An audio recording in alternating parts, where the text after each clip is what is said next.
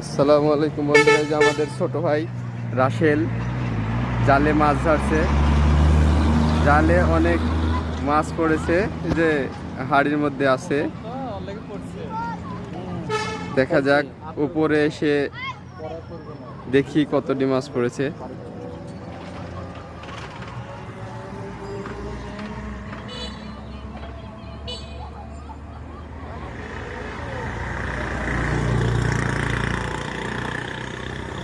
যেখানে খাবে বেটার আসে আরে না, এটা কুয়াখানি কো হবে না।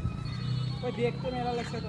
আরে আরেকবার ধারা দিবি খেয়েছে, দীঘা তরকারি হবে ইনশাল্লাহ তরকারি হয়ে গেছে।